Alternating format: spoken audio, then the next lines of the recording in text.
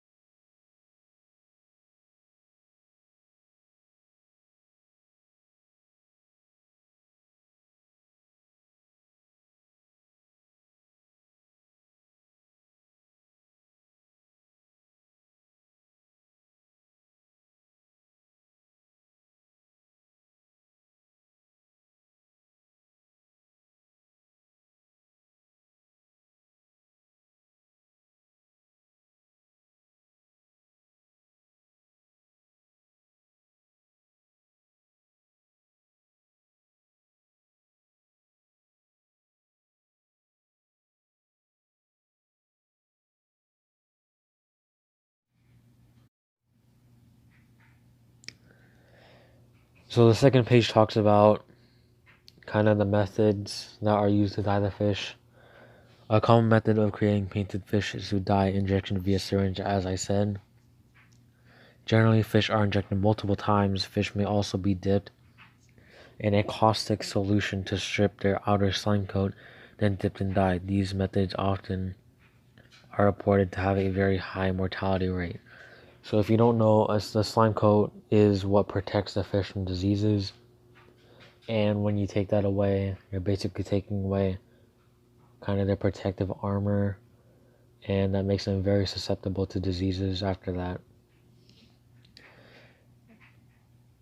Another method that I did not even know existed until now is lasers. Fish can also be tattooed using a low-intensity laser with a dye, a process that was developed by scientists for fisheries but is now applied to ornamental fish. Now this method actually seems, in my opinion, worse than syringe because you're not, well, I mean, you're using a laser even though it's low intensity. It's probably still painful for the fish, which is why, like I said, more than 50% of the animals that go through this process end up dying. Now, if you do see these fish at your local fish store or pet store, please don't go out and bash the employees or the owners or the managers, because a lot of people don't actually know the truth behind these fish and animals and how they actually get that extremely bright color. But if they do end up knowing how this works, then yeah, they are pretty much supporting it by trying to get some extra money out of this. So the best thing you could do is please don't buy these fish if you see them, as one, generally a lot of people buy one kind of something that tells the owners or the managers that, hey, this item is pretty popular, we should keep bringing it in, as a lot of people are buying it. So always do your research when buying fish. Please share this video and spread it around, as it is a very important topic in the hobby, or just for people to learn about.